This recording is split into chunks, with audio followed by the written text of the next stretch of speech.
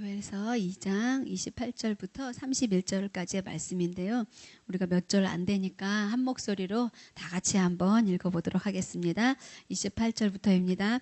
그 후에 내가 내 영을 만민에게 부어주리니 너희 자녀들이 장래일을 말할 것이며 너희 늙은이는 꿈을 꾸며 너희 젊은이는 이상을 볼 것이며 그때에 내가 또 내 영을 남종과 여종에게 부어줄 것이며 내가 이적을 하늘과 땅에 베풀리니 곧 피와 불과 연기 기둥이라.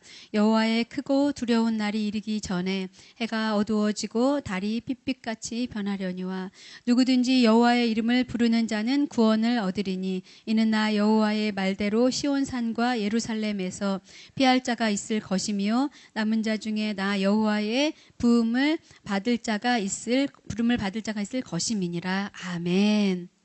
예. 이 요엘서는 어떤 내용이냐면요. 이 요엘서의 배경을 좀 설명을 해야지 될 것 같아요. 이 요엘서는 그 이름 뜻은 여호와는 하나님이시다라는 뜻입니다. 예, 간단하게 그 3장으로 이렇게 되어 있어요. 그런데 이 요엘의 뜻이 여호와는 하나님이시다. 이 말뜻에 요엘의 그 말뜻에 이 모든 것이 들어있는 것처럼 여호와는 하나님이시다라는 것을 이때에 이제 요엘을 통하여 말씀해 주시려고 하는 거죠. 뭔가를 보여주시려고 하는, 내가 하나님이다라는 것을 이제 보여주시기를 원하시는데, 그 주석책에 보니까 이것을 쓰여진 연대가 BC 9세기부터 BC 4세기까지라고 이렇게 되어 있어요. 그런데 9세기라고 하는 건 조금 부담이 되는 것 같아요. 왜냐하면 이 이스라엘 성벽을 쌓고, 그리고 이스라엘의 그 사람들이 포로로 돌아와서 성전과 그 성벽을 쌓은 이때가 언제냐면 그 한 515년에서 445년 요 어간이거든요. 그러니까 이 9세기에 적혔다고 써졌다고 이렇게 이야기한 것은 너무 많이 잡은 것 같아요. 뿐만 아니라 이 그 요엘서에 말하는 내용이 굉장히 이제 심판에 관한 내용이 굉장히 많이 들어 있는데, 이 요엘이라고 하는 이 저자는 성경에 굉장히 많이 나와 있어요. 요엘이라는 이름이. 그런데 이 요엘이라는 이 이름에 맞는 사람이 활동했던 행적을 다른 그 선지서에서는 전혀 찾아볼 수가 없어요. 대선지서에도 소선지서에도 요엘이라는 이름을 뜻을 가진 이 사람과 동일한 사람을 다른 곳엔 찾을 수 없고, 동명이인들이 굉장히 많이 나와 있어요. 그렇기 때문에 이 사람이 어떤 일을 했는지 는 전혀 알 수가 없고, 어떤 상황이었는지도 사실 명확하게 구분할 수는 없습니다. 그런데 이 이제 극단적으로 심판을 전한 걸 보니까 이것은 분명 이 포로로 돌아와서 성벽을 쌓고, 그리고 무너진 그 성전을 수축하고 이런 것들을 다 지나간 후에 이것이 쓰여지지 않았을까, 이렇게 이야기를 하는 거죠. 뿐만 아니라 이 요엘서 지금 오늘 말하려고 하는 이 내용은 심판 중에서도 하나님이 구원을 하신다. 하나님이 구원하시는데 그 구원의 방법은 하나님이 영을 부어주셔서 이렇게 하시는 것이다. 하나님의 방법대로 구원을 하신다. 근데 심판 중에 구원을 하신다. 그리고 그 심판은 굉장히 두려운 것이다. 이런 것을 이제 표현을 하면서 이 이제 요엘서 2장 28절과 31절을 이야기를 하고 있습니다. 뿐만 아니라 이 오늘 읽은 내용이 그 요엘서의 핵심되는 내용이에요. 주제가 되는 내용이 바로 이 내용입니다. 왜냐하면 경고를 말하고 있기 때문에 그렇습니다. 예, 28절과 29절을 다시 한번 읽어보도록 하겠습니다. 시작. 그 후에 내가 내 영을 만민에게 부어주리니 너희 자녀들이 장래일을 말할 것이며 너희 늙은이는 꿈을 꾸며 너희 젊은이는 이상을 볼 것이며 그때에 내가 또 내 영을 남종과 여종에게 부어줄 것이며. 예, 그 심판 중에 주님께서 이런 이야기를 막 많이 하신 다음에 내가 내 영을 만민에게 부어줄 것이다 라고 이렇게 이야기를 하고 있습니다. 이 영은 무엇일까요? 이 영은 성령님이시죠. 이 영은 하나님의 영이시고 예수의 영이시고, 그리고 성령이신 것을 우리가 알 수가 있습니다. 내가 내 영을 만민에게 부어줄 것이라 그 후에 이렇게 이야기를 하고 있습니다. 그렇기 때문에 우리가 그 내 영을 만민에게 부어주신다고 약속하셨기 때문에 우리는 이 만민에게 부어주시는 이 영을 우리가 다 받아야지 되는 거죠. 근데 이분은 이제 성령을 말하고 있죠. 이것이 그대로 나타난 게 어디냐면 사도행전 2장입니다. 사도행전 2장에 보시면 이 내용이 또 그대로 나와 있어요. 이 내용이 그대로 나와 있는 곳은 어디냐면 그 마가의 다락방에서 기다리고 있을 때 그 마가의 다락방에 이 성령이 임하셨죠. 그러면서 이 내용을 그대로 또 이 내용을 갖다가 이 사도행전에서 쓰는 것을 볼 수가 있습니다. 그리고 그때 이 말씀이 완벽하게 이루어지는 것을 볼 수가 있죠. 그래서 이제 만민에게 부어지리니라고 이렇게 이야기를 합니다. 성령은 그렇다고 한다면 성령은 무슨 일을 하실까요? 성령은 언제 임하실까요? 많이 이제 들었는데 정리하는 셈 치고 들으시면 좋을 것 같습니다. 성령이 하시는 일은 성령 충만하고 성령 그 세례를 우리가 잘 헷갈리는데 이거를 잘 구분해서 들을 필요가 있습니다. 성령 세례는 예수를 알게 하는 분이 바로 성령 세례예요. 그러니까 성령 세례는 하나님이 우리에게 절대적으로 일회적으로 주시는 사건이 성령 세례고, 성령 충만은 계속해서 반복해서 이루어지는 것이 성령 충만입니다. 그래서 성령 세례는 하나님께서 주권적으로 우리에게 임하시지만 성령 충만은 우리가 우리의 의지를 발동을 해야 돼요. 그래서 성령 충만할 수가 있습니다. 그러니까 우리가 성령 충만하지 않으면 우리 안에 하나님께서 다스리는 부분이 점점 좁아져요. 성령 충만은 우리가 자꾸만 성령이 충만하도록 그 의지적으로 드리고 노력해서 내는 부분입니다. 그래서 성령 충만하려면 어떻게 해야 되냐면 말씀을 잘 보고 기도를 하고 이렇게 해야 돼요. 기도는 우리의 호흡이죠. 호흡해야 돼. 하나님과 호흡하고, 그리고 이제 말씀을 보는 것은 양식을 먹어야지 되는 거죠. 그래서 이게 두 가지가 이루게 된, 자꾸 우리가 노력하는 것이 바로 성령 충만입니다. 그러니까 성령 충만을 하려면 기본적으로 두 가지는 해야 돼요. 숨 쉬고 양식을 먹고. 그래서 우리가 죽었는지 살았는지 사람을 보려고 하면 그 코에다가 이제 바람이 나오는지를 대보죠. 호흡이 되는지.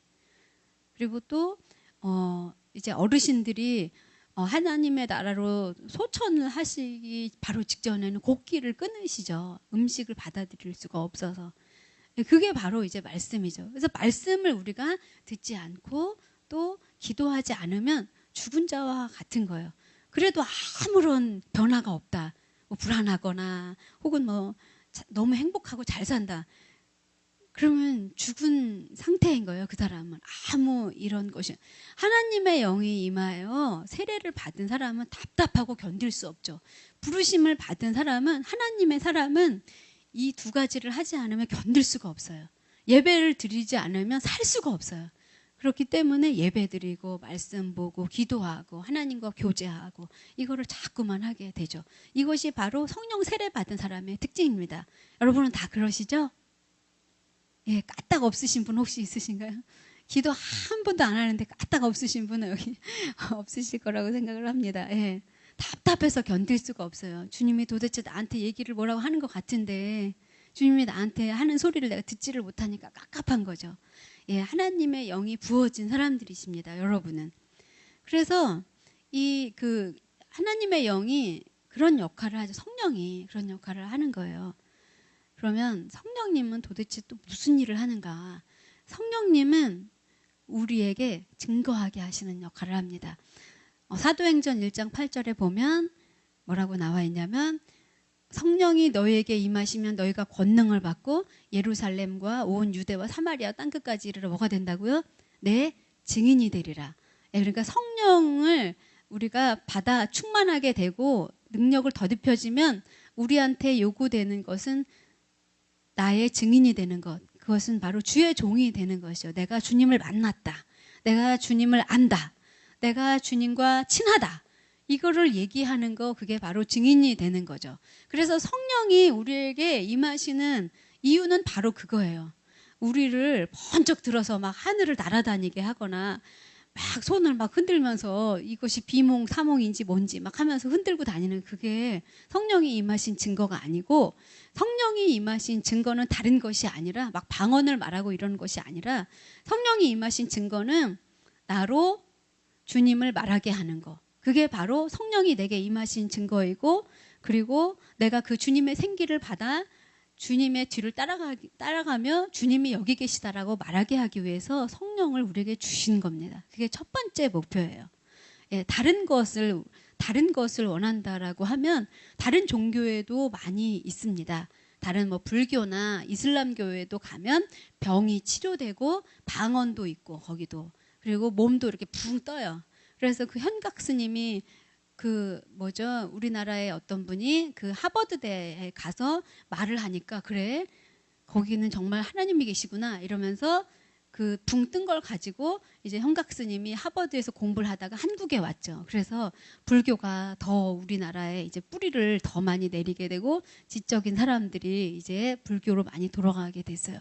그런 게 많이 있습니다. 거기에 많이 있어요. 그런 증상들이. 그래서 그런 증상만 가지고 병 고치고 무슨 어떤 표적이 일어나고 무슨 그런 것들, 신비한 초자연적인 그런 것들만 구한다라고 하면, 성령을 통해 구한다라고 한다면 얼마든지 그런 게 많이 있습니다. 그렇기 때문에 이거는 기독교와 구별될 수 있는 것이라고 할 수가 없습니다. 그렇기 때문에 성령이 임하시면 우리는 삶의 변화가 일어나고, 성령 충만이 일어날 때 삶의 변화가 일어나고 뭔가를 하고 싶고 전하고 싶고 이렇게 되는 거죠. 이런 변화가 일어나게 됩니다. 두 번째 변화는 삶의 변화예요. 삶의 변화. 증거하고, 두 번째는 삶의 변화. 삶의 변화를 또 한 가지로 얘기한다라고 하면 그거는 교회를 세우는 일이라고 할 수가 있습니다. 교회는 세우는 일이라고 하는 것은 다른 것이 아니라, 요즘에 우리가 무엇을 보죠? 그 말씀을 통하여 새벽에 그 열왕기상을 보죠. 거기에 이제 솔로몬이 뭘 하냐면 성전을 건축하죠. 솔로몬의 이름이 원래 성전 건축하는 사람이에요. 성전 건축을 맡은 자라는 뜻이 솔로몬에 들어 있습니다. 그리고 여디디아라는 뜻을 또 가지고 있죠. 그 솔로몬이 여디디아라고도 불렀는데, 여디디아는 사랑받는 자라는 뜻이 들어 있어요. 그리고 그 하나님께서, 내가 그 선친께서 나에게 성전을 건축하라라고 이렇게 이야기를 했는데, 성전을 건축할 마음을 내게 또 주셨습니다. 그래서 내가 성전을 건축하겠습니다 이렇게 얘기하니까 하나님이 뭐라 하냐면, 네가 그런 마음이 너에게 있는 것이 나를 기쁘게 한다라고 이렇게 이야기를 해요. 그게 왜 그렇게 기쁠까요? 예, 성전을 건축하는 게 왜 그렇게 기쁠까요? 물론 보이는 성전을 건축하는 것도 굉장히 중요하지만, 고린도전서에 보면 너희가 성전이다라고 이렇게 이야기를 해요. 그리고 에스겔에 보면 뭐라고 나와 있냐면, 성전을 측량하는 자가 나와요. 손에 자를 들고 측량하는 사람이 나와요. 발목부터 계속 허리, 어깨, 그 다음에 이제 더 이상 걸어갈 수 없는 그 물을 가득 차서 이제 걸어갈 수 없어서 헤엄을 칠 수밖에 없는. 그래서 이 성전을 자꾸 측량하고 성전을 세우고 이렇게 한다라고 하는 것은, 성전은 바로 주님을 말하는 거죠. 하나님을 말하는 거예요. 내 안에서 성전을 자꾸 이루어 간다라고 하는 것은, 자꾸 측량을 해간다라고 하는 것은 그 넓이와 깊이와 높이를 자꾸 알아가는 거죠. 하나님에 대한. 그래서 결국은 이건 뭐냐면, 하나님의 지식이 점점 깊어지는 거예요. 이게 바로 두 번째 이유입니다. 성령님이 임하신. 그래서 성전된 우리 자신을 자꾸 만들어가는 것, 건축해가는 것, 이것이 바로 교회를 세워가는 것이죠. 예, 그래서 주님이 이제 그 고백했을 때, 베드로가 고백했을 때 뭐를 하냐면, 내가 네 고백을 통하여 교회를 만들 것이다 이렇게 얘기를 하는 거죠. 그리고 실제로 이 성령이 임하고 나서 이제 초대교회에 성령이 임한 사람들, 무리들을 통하여 뭐가 만들어지냐면 교회가 만들어지죠. 그래서 성령은 교회를 세운 일을 하는 거죠. 우리 속에서 교회를 만들고, 그리고 그 고백하는 사람들을 모아서 교회 공동체를 만들고, 건물을 만들고, 그래서 보이는 교회와 보이지 않는 교회를 만들어가는 것이 바로 누구이냐면 성령이십니다. 여러분, 그렇게 여러분의 성전이 가꾸어 가기를 바랍니다. 예. 제가 구리로 이사 오고 나서 집을 막 이제 꾸미는데 재미가 들렸어요. 그래서 저 혼자 살고 있는데 얼마나 예쁘게 저희 집을 꾸며놨는지, 그래서 제가 늘 생각하면서 내가 집에 들어갔을 때 정말 누구 집보다도 가장 아름답고 내가 이 집에 들어왔을 때 가장 깨끗하고 그리고 가장 편안하고 가장 안식이 되는 내가 그런 집을 만들리라, 그렇게 생각하고 저희 집을 계속 꾸며요. 생기로 가득 찬 집을 만들기 위해서. 그런데 어느 날 제가 어떤 생각이 들었냐면, 이제 기도를 한번 하고 나니까 그 집이 엄청 무게감이 느껴졌어요. 이 집이 되게 평안하고 그리고 묵직한 느낌이 들더라고요. 그래서 내가 막 꾸미고 좋은 걸 갖다가 막 붙이고 커튼도 예쁘게 완전 신혼집으로 막 분홍색에다가 그다음에 이제 한들한들한 하늘색 하얀색 이렇게 레이스 달린 걸 다 붙여놓고 했는데 말짱 꽝이었어요. 기도 한번 하니까 얼마나 집이 묵직하고 좋고 편안한지. 예, 여러분, 여러분의 집을, 마음의 집을 그렇게 가꾸시기를 바랍니다. 깨끗하게. 그리고 하나님이 언제든지 들어왔다가 나갔다가 그리고 또 편안하게 들어와서 하고 싶은 이야기 다 할 수 있도록. 아브라함에게 내가 하려는 일을 숨기겠느냐. 주님께서 그렇게 말씀하지 않습니까? 내가 얘한테는 다 얘기할 거야. 내가 얘한테는 무슨 일이든 다 얘기할 것이다. 예, 그렇게 이제 또 나오는데요. 28절 한번 읽어볼게요. 28절 9절 다 같이 시작. 그 후에 내가 내 영을 만민에게 부어주리니 너희 자녀들이 장래일을 말할 것이며 너희 늙은이는 꿈을 꾸며 너희 젊은이는 이상을 볼 것이며 그때에 내가 또 내 영을 남종과 여종에게 부어줄 것이며. 예, 여기 보면 너희 자녀들이 장래일을 말할 것이고 너희 늙은이는 꿈을 꾸고 너희 젊은이는 이상을 볼 것이며 그때 내가 또 내 영을 남종과 여종에게 부어줄 것이며 이렇게 얘기를 해요. 자녀들에게 장래일을 말할 것이고 늙은이가 꿈을 꾸고 젊은이가 이상을 보고. 사실은 이런 성령님이 성령이 역동적으로 일하시는 것을 누가 그걸 얘기를 했냐면 이제 감리교의 웨슬리 목사님이 감리교를 세우셨죠. 그때 이제 거기에 성령이 임하셨어요. 그리고 사람들이 말하기를 어떤 아주사의 거리에 흑인 여자에게 방언이 막 임했고, 그리고 거기서부터 또 흑인들에게 임했고, 어쩌고 막 이렇게 이야기를 합니다. 예. 물론 이제 그렇게 하셨겠죠. 마음이 가난하고 주님 정말 바랄 것이 주님밖에 없습니다. 정말 나는 곤궁합니다라고 고백하는 사람에게 그렇게 하시겠죠. 그런데 주님께서는 그런 사람들뿐만 아니라 너희 자녀들, 늙은이, 젊은이 보면 장래일을 말할 것이고 꿈을 꿀 것이고 이상을 볼 것이라. 이 모든 것이 사실은 하나님이 아니시고는 할 수 없는 것들이에요. 그런데 주님께서 자녀들에게 이렇게 하신대요. 그 사람이 늙은이든 젊은이든 누구이든 상관없이 주님께서 하나님의 영을 부어주시겠다라고. 그 모든 심판이 이제 1장과 2장에 막 이렇게 설명이 되고 있는데 그 가운데서 내가 내 영을 부어주는 사람이 있다. 근데 이런 사람들은 이것을 볼 것이다 라고 이렇게 이야기를 합니다. 여러분, 내 삶이 사실은 힘들고 어렵죠. 30절에 보면 하늘과 땅에 불과 피와 연기 기둥을 막 붙는다고 이렇게 얘기를 해요. 그리고 크고 두려운 날이 이른다, 어두운 날이 온다라고 이렇게 이야기를 합니다. 그런데 사실은 우리가 이 땅에 사는 날 동안이 전부 이런 날이 아닙니까? 예, 우리가 작년에 이제 세월호의 이야기를 들을 때 얼마나 많이 울었어요. 텔레비전을 정말 켜기만 해도 그냥 눈물이 나고 우리 자녀들을 보기만 해도 정말 등을 두드려주고 네가 이렇게 같이 가는 거, 학교 가는 것만 해도 너무 고맙다 막 이러지 않았습니까? 우리가 그런 이야기, 그런 사건들을 볼 때 정말 여기가 정말 어두운 심판의 그런 날들이구나, 그런 지금 환경이구나, 우리가 이렇게 이야기를 하죠. 근데 그 가운데서 하나님께서 이렇게 만민에게 영을 부어주는 사람이 있다라고 합니다. 그 영의 부으심을 받은 사람들은 말도 안 되는 것들을 하게 된다라고 하는 거예요. 꿈꾸던 것을 하게 된다라고 하는 거예요. 보지 못하던 것들을 하게 된다라고 하는 것입니다. 베드로라는 사람이 그렇죠. 바울이라는 사람이 그렇죠. 요한이라는 사람이 그렇죠. 그런 사람이라고 하는 거예요. 저의 간증을 살짝 하자면 저도 굉장히 허무주의자예요. 그래서 정말 허무가 얼마나 허무한지 별걸 다 보고 허무한 걸 느끼고 그리고 허무한 걸 즐기고 그랬던 사람입니다. 그래서 제가 늘 이렇게 해서 일찍 죽었으면 좋겠다. 짧고 굵게 이렇게 얘기를 했어요. 근데 제가 요새는 뭐라고 하냐면 그 사도 요한이 밤모섬에서 밤모섬에서 요한을 따르던 사람이 굉장히 많고 정말 기가 막힌 사람이고 이런 사람이기 때문에 그 황제가 종을 보내서 그걸 찾아갔다고 해요. 그랬더니 정말 쌀인문에서 그 꼬부랑 할아버지가 머리털도 다 벗겨지고 정말 설 수도 없는 그 할아버지가 지팡이를 들고 누구시오 하면서 나왔대요. 그래서 그 사람을 보고 정말 하나님이 살아계시고 너무 두렵다라는 그런 생각이 들었다라고 합니다. 저는 그런 생각이 들었어요.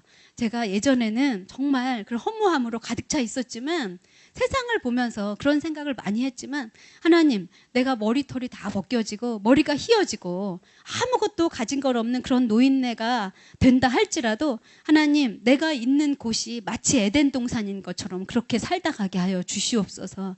내가 사는 곳이 하나님께서 함께하여 주셔서 내 상황과는 관계없이 나의 상황은 정말 누가 봐도 정말 안 된 상황으로 보인다 할지라도 하나님 나를 보면서 진짜 하나님 살아계시네 이런 말을 고백하는 그런 삶이 되게 하여 주시옵소서.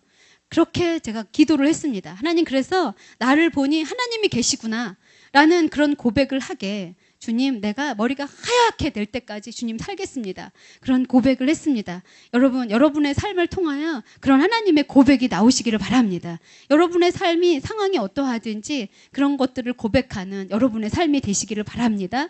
그래서 32절을 함께 보도록 하겠습니다. 시작. 누구든지 여호와의 이름을 부르는 자는 구원을 얻으리니 이는 나 여호와의 말대로 시온산과 예루살렘에서 피할 자가 있을 것이며 남은 자 중에 나 여호와의 이름을 부를 자가 있을 것임이니라. 아멘.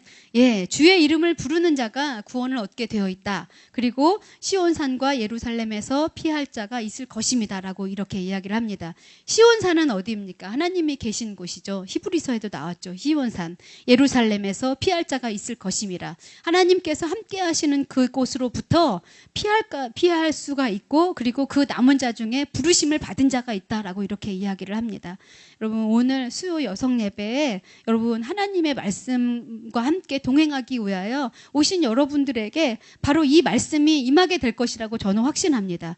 여호와의 부름을 받은 자가 있을 것임이라. 이곳에 분명히 있을 것임이라. 이름을 부르는 자가 있을 것이고 내가 시온산과 예루살렘에서부터 피할 자가 있을 것이라고 말했으니 우리의 자녀들은 힘들고 어려운 상황을 지나지만 주님께서 그들도 역시 부르심을 받은 자들이고 주님께서 그들을 보호하여 주실 것이고 지켜줄 것이고 인도하여 주실 것이라고 저는 확신을 합니다. 여러분, 그렇게 나아가는 여러분이 되시기를 바랍니다. 우리 시간 함께 찬양하며 기도했으면 좋겠는데요.